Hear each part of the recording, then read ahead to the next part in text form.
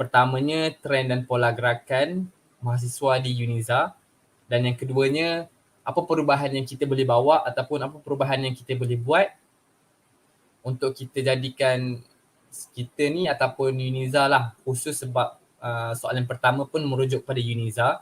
Jadi saya kira perubahan tu lebih khusus lah kot untuk Uniza sebenarnya. Okey, terima kasih. Saya pernah, kawan saya pernah cakap lah, sebenarnya Terengganu ni dia tak ada apa-apa sangat pun. Dia nak kata mall banyak tu tak adalah banyak. Lepas tu nak katanya ada wayang ke, ada tempat main bowling, paling gah pun kalau ada bowling tu macam dah gah lah. Macam kalau dekat negeri-negeri lain, mallnya ada macam-macam, banyak. Dan mall dia mall yang berjenama-berjenama lah. Macam kat Terengganu ni lain sikit dia punya ni. Dan apa yang kawan saya tu apa yang kawan saya katakan yang membuatkan saya macam terfikir, oh betul juga. Bila dia kata sebenarnya kalau orang duduk Terengganu ni, kalau dia mencari keistimewaan macam dekat Kuala Lumpur ataupun kat negeri-negeri lain, memang dia tak akan jumpa. Sebab Terengganu ni memang special dengan ketenangan. Terengganu dan ketenangan tu, kalau nak tenang, boleh pergi Terengganu. Sebab jaranglah orang pergi Terengganu sebab nak pergi mall. Jarang lah. Setakat ni saya tak pernah dengar lagi lah orang pergi Terengganu sebab nak semata-mata nak pergi KTCC ke apa ke kan. At least dia nak pergi Jabatan Angkat ataupun pantai-pantai yang ada dekat Terengganu ni. Jadi memang sinonim ketenangan tu dengan Terengganu. Jadi apa yang boleh saya kaitkan Terengganu yang tenang ni dengan Uniza. Jadi Uniza ni kita dekat Terengganu. Jadi nak katanya kita ni tak berapa nak kuat lah orang kata. Kita ni tak berapa nak gah sangat lah seperti UKM yang dulu-dulu duk bersuara, mahasiswa angkat suara apa semua untuk rakyat dan sebagainya kan. Dan ada satu ketika tu penubuhan dan juga bahasa UKM pun dipertikaikan oleh mahasiswa kepada dan ada satu situasi lain Tunku Abdul Rahman pun pernah di attack lah orang kata oleh mahasiswa ni, nak katanya radikal sungguh lah dulu. Jadi di Uniza ni lain. Uniza dengan universiti lain memang lain. Setiap universiti tu adalah kelainan dia. Dan di Uniza ni kita tertakluk dengan negeri yang tenang, negeri yang tidak terlalu lantang bersuara. Jadi kita terkenal dengan tu.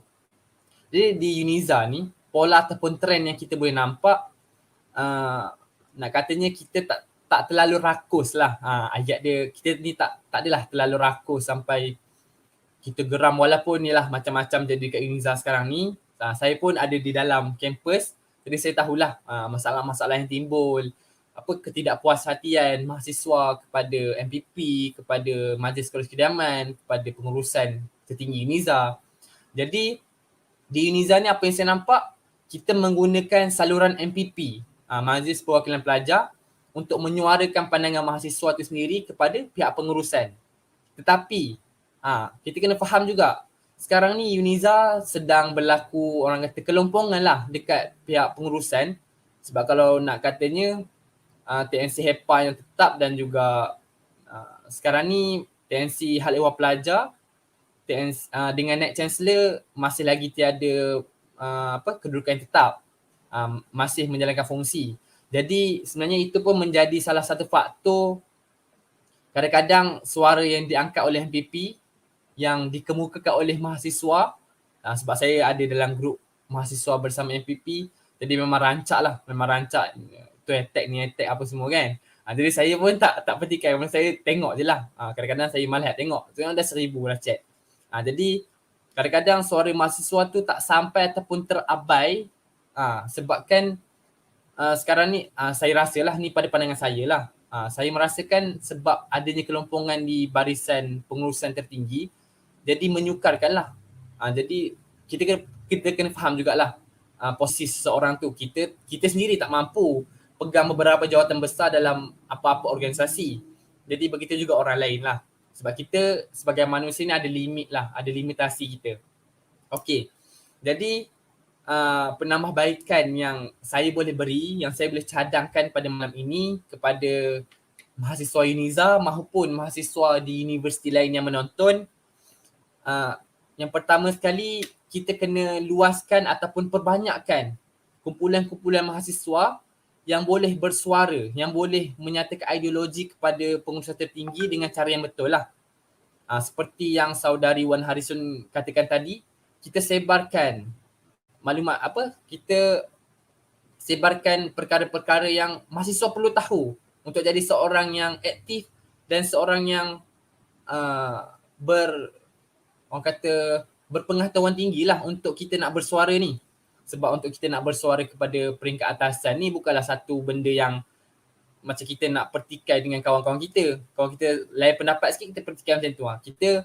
Bila kita nak menyuarakan pendapat pandangan ni, benda yang pertama sekali kita kena ada data lah. Kita kena bercakap berdasarkan fakta dan data. Sebab sekarang ni zaman, orang kata zaman nombor, zaman data. Apa-apa nanti orang minta, mana data? Mana data? Jadi di Dewan Parlimen pun perlukan data yang sahih. Jadi kita ni bila kita dah tahu apa yang diperlukan, apa yang dengan cara apa kita boleh menyuarakan pandangan, dekat situlah kita ambil point kat situ. Contoh sekarang kita main dengan fakta lah. Itu sudah semestinya. Okey, antara saya cerita sedikit. Mungkin masalah yang sedang dihadapi dekat UNIZA sekarang ni, masalah untuk kita keluar masuk kampus. Okey, di peringkat mahasiswa sendiri, kita kena faham lah. Mungkin di peringkat Majlis Kolej Kediaman telah pun menyuarakan ini, cuma saya tak rasa sampai kepada semua orang. Dan Presiden Majlis Kolej Kediaman pun sudah menyatakan yang pengurusan tertinggi UNIZA membuat keputusan untuk 50 orang keluar sehari adalah kerana inilah, sebelum kita keluar tu kita akan scan UNIZA tu. Jadi di pusat teknologi maklumat, mereka ni lah tengok data, mereka tengok data student yang setiap hari keluar masuk ni anggaran dalam 50 orang macam tu je. Sebab itulah keputusan itu dikeluarkan. Jadi apa tindakan kita sebagai mahasiswa yang bergiat aktif ni, yang kita geliga dengan idea, dengan pendapat pandangan, komentar. Jadi kita sebagai mahasiswa ni, kita dah tahu dah, okey, keputusan akan dikeluarkan melalui data sekian-sekian. Jadi kita ni bila diberi kelebihan, janganlah kita menyalahgunakan. Jadi bila andai kata lepas ni, ni mungkin pengajaran untuk kita selepas ni lah. Andai kata lepas ni dah boleh keluar masuk, kita gunakanlah sebaiknya. Keluar scan. Jadi di situ data yang diperlukan oleh Pusat Teknologi Maklumat dah berubah lah.